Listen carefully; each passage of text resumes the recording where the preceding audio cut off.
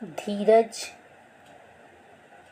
क्या यह सचमुच भारत का पर्यायवाची शब्द नहीं बन गया है, जिसने काल और इतिहासकार दोनों को ही समान रूप से अचंभित कर रखा है। उद्घाटन दिवस के थोड़े दिनों बाद मैं उस अनुसंधान केंद्र में फिर से गया। उस महान वनस्पति शास्त्रज्ञ को अपने वचन का स्मरण था। वे मुझे अपनी शांत प्रयोगशाला में ले गए। अब मैं इस फर्न के पौधे को क्रेस्कोग्राफ लगाता हूँ। इसकी गतिविधियों का अनेक गुना परिवर्धित चित्र उभरेगा। इस मात्रा में यदि घोंगे की रेंगने की क्रिया को परिवर्धित किया जाए तो घोंगा एक्सप्रेस ट्रेन की गति से चलता दिखाई देगा। मेरी दृष्टि उत्सुकतावश पर्दे पर लगी हुई थी, जहां फर्न की परिवर्धित छाया दिख रही थी। सूक्ष्म गति, सूक्ष्म जैव क्रियाएं भी अब स्पष्ट दिखाई दे रही थी। मेरी मंत्र मुग्ध आंखों के सामने वह फर्न का पौधा अत्यंत धीरे धीरे बढ़ रहा था। बोस महाशय ने पौधे की नोक को धातु की एक छोटी सी छड़ से छुआ। पर्दे पर चल रहा मूक नृत्य हठात रुक गया। जैसे ही छड़ हटाई, वैसे ही उसकी लयबद्ध थिरक पुनः शुरू हो गई। तुमने देखा कैसे तनिक सा भी बाह्य हस्तक्षेप संवेदनशील ऊतकों के लिए बाधक है। बोस महाशय ने कहा, अब देखो, मैं इसे क्लोरोफॉर्म दूंगा और फिर उसका प्रभाव नष्ट करने वाली औषधि भी। क्लोरोफॉर्म के प्रभाव ने विकास को पूर्णतः रोक दिया। उसका प्रभाव नष्ट करने वाली औषधि ने उसे पुनः शुरू कर दिया। पर्दे पर दिखने वाले विकास के संकेतों ने मुझे किसी सिनेमा के कथानक से भी अधिक तन्मयता के साथ जकड़ रखा था।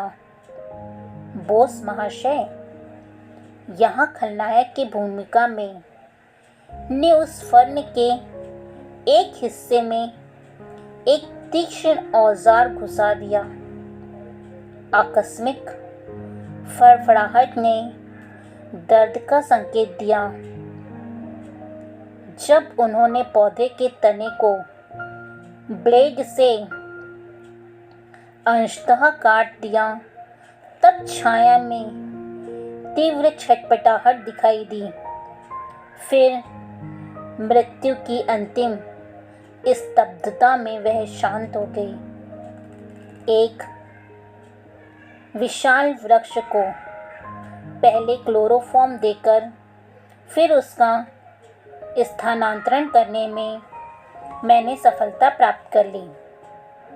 साधारणतः वनों के ये राजा स्थानांतरित करने के कुछ दिन बाद मर जाते हैं।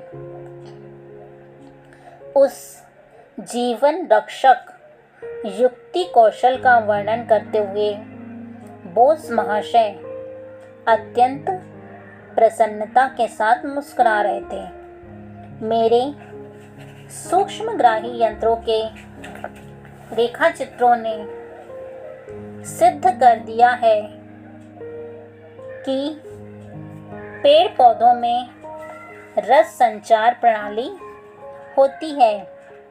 प्राणियों में जैसे रक्त संचार होता है, वैसे ही पेड़ पौधों में रस संचार होता है। पेड़ पौधों में रस की ऊर्ध्व गति को केवल केशिका आकर्षण सदृश किसी यांत्रिक क्रिया के आधार पर स्पष्ट नहीं किया जा सकता, जैसा कि सामान्यतः प्रयास किया जाता है। क्रेस्कोग्राफ ने इसे सजीव कोशिकाओं की क्रिया के रूप में दर्शाया है। पेड़ के अंदर से लंबी गोलाकार नली चलती है, जिसमें क्रमिक वृत्तों से सिकुड़ने वाली लहरें उठती रहती हैं, जो हृदय का काम करती हैं। हम जितनी ही अधिक गहराई में जाकर देखेंगे, उतनी ही अधिक स्पष्टता से इस सत्य का प्रमाण मिलता जाता है कि इस बहुविध प्रकृति का प्रत्येक रूप एक ही सूत्र में बंधा है। बोस महाशय ने एक अन्य बोस यंत्र की ओर इशारा किया। मैं तुम्हें टिन के एक टुकड़े पर कुछ प्रयोग दिखाता हूँ। धातुओं की प्राण शक्ति उत्तेजना के प्रभाव में अनुकूल या प्रतिकूल प्रतिक्रिया दिखाती है। शाही के निशान विभिन्न प्रतिक्रियाओं को चिन्हांकित करेंगे। मैं तल्लीन होकर आणविक संरचना की लक्षण स्वरूप तरंगों को अंकित करने वाले रेखा चित्र को देखने लगा। जब प्रोफेसर साहब ने टिन को क्लोरोफॉर्म लगाया, तब कंपन लेखन थम गया। जब धीरे धीरे उस टिन की सामान्य अवस्था लौट आई, तब वह पुनः शुरू हो गया। अब बोस महाशय ने एक विषैला रसायन लगाया। टिन के छटपटाते छोर के साथ साथ सुई ने अद्भुत रूप से रेखा चित्र पर मृत्यु की सूचना अंकित कर दी।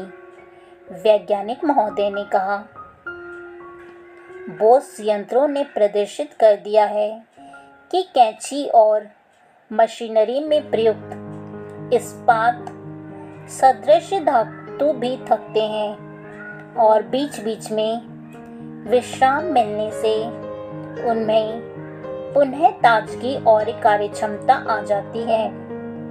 विद्युत प्रवाह या अति भारी दबाव से धातुओं में जीवन की धड़कन को गंभीर क्षति पहुंचती है, या वह धड़कन सदा के लिए रुक भी सकती है।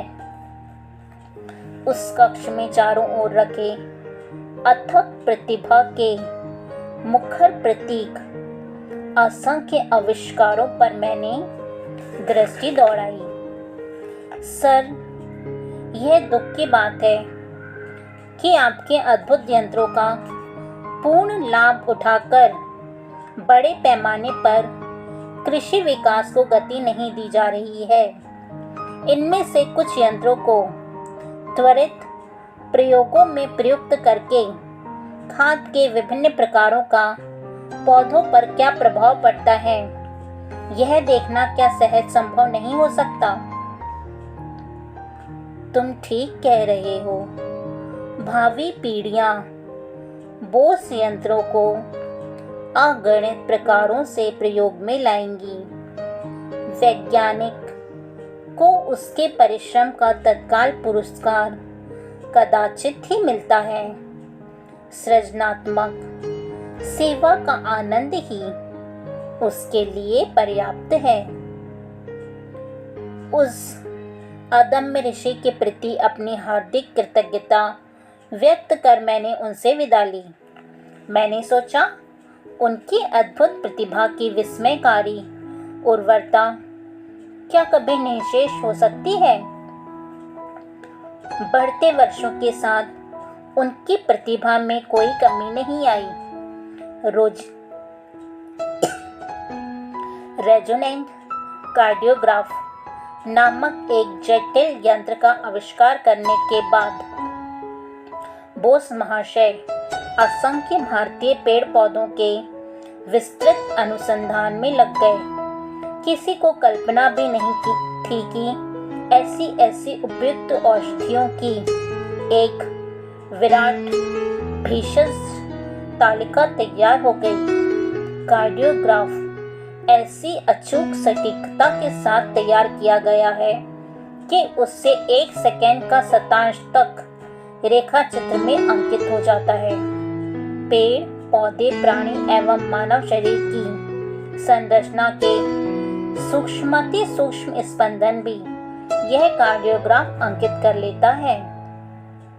उस महान वनस्पति शास्त्रज्ञ ने भविष्यवाणी की कि वैद्यकीय अनुसंधान के लिए प्राणियों के अंग छेदन की आवश्यकता नहीं रहेगी। कार्डियोग्राफ के प्रयोग से पेड़ पौधों के अंग छेदन से ही काम चल जाएगा। किसी औषधि के पौधे और प्राणी पर एक साथ किए गए प्रयोग के परिणामों के अंकन से साफ पता चलता है कि उन दोनों पर औषधि के प्रभाव में आश्चर्यजनक समानता है। उन्होंने स्पष्ट किया, मनुष्य में जो कुछ भी है उस सब का पूर्वाभास पेड़ पौधों में विद्यमान है। वनस्पति जगत पर प्रयोग प्राणियों और मानवों की यातना को कम करने में योगदान देंगे।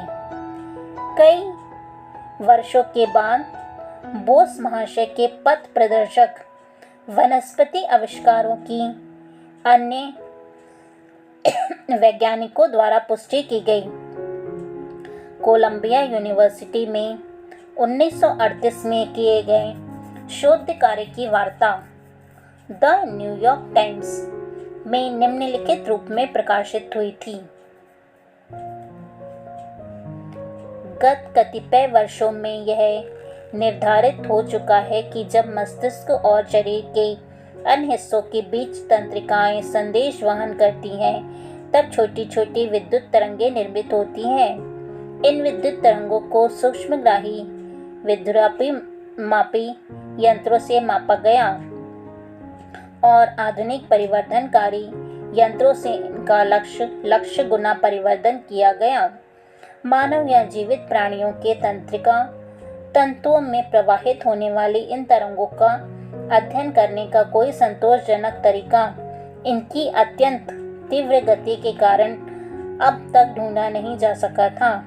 Doctor K.S. कोल और डॉक्टर H.J. कर्टिस ने यह जानकारी दी कि उन्होंने इस बात को खोज निकाला है कि साधारणतया घरों में मछली पात्र में डाले जाने वाला जो मीठे पानी में जीने वाला पौधा होता है, जिसे निटेला कहते हैं, और जिसमें एक ही लंबी कोशिका होती है, उसकी कोशिका में और तंत्री तंतु की कोशिकाओं में पूर्ण समानता है।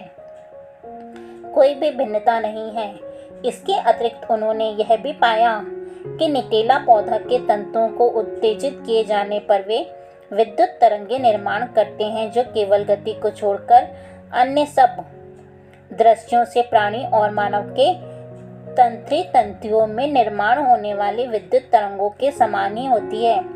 इस पौधे के तंतुओं की विद्युत तरंगे प्राणियों के तंतुओं की विद्युत तरंगों से कहीं धीमे चलती देखी गई। इसलिए तंत्रिकाओं में प्रवाहित होने वाली विद्युत तरंगों के प्रवाह के मंद गति चलचित्र लेने के लिए कोलंबिया यूनिवर्सिटी के अनुसंधानकर्ताओं ने इस आविष्कार को तुरंत उपयोग में लाया। इस प्रकार निटेला पौधा मन और स्थूल जगत के सीमा क्षेत्र के गुप्त रहस्यों की गूढ़ लिपि का अर्थ जानने में एक प्रकार का रोसेटा पत्थर की भूमिका अदा कर सकता है। कविवर रविंद्रनाथ टैगोर भारत के इस आदर्शवादी वैज्ञानिक के अंतरंग मित्र थे। उन्हें संबोधित कर कविवर ने निम्नलिखित पंक्तियां लिखी थी।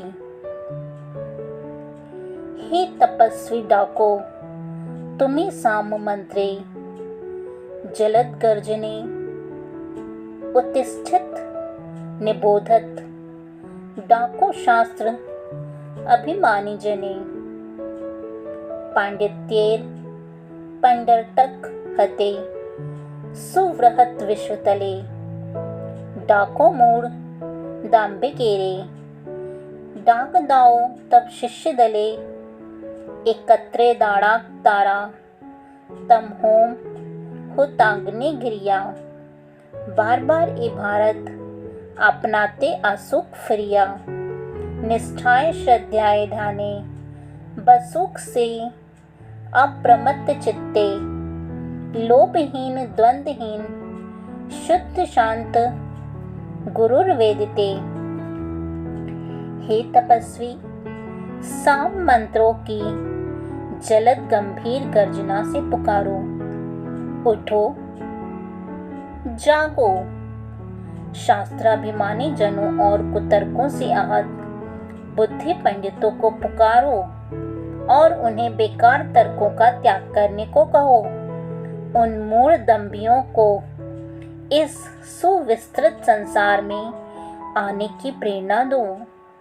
अपने शिष्यों का भी आह्वान करो कि वे कर्तव्य रूपी यज्ञ वेदी के चारों ओर एकत्रित हों, जिससे हमारा भारत, हमारा प्राचीन देश अपने सच्चे स्वरूप को पुनः प्राप्त करे और कर्तव्य निष्ठा, श्रद्धा और ध्यान में अप्रमत्त चित्त होकर लोभहीन, द्वंद्वहीन, शुद्ध और शांत बनकर विश्व गुरु के आसन पर एक बार फिर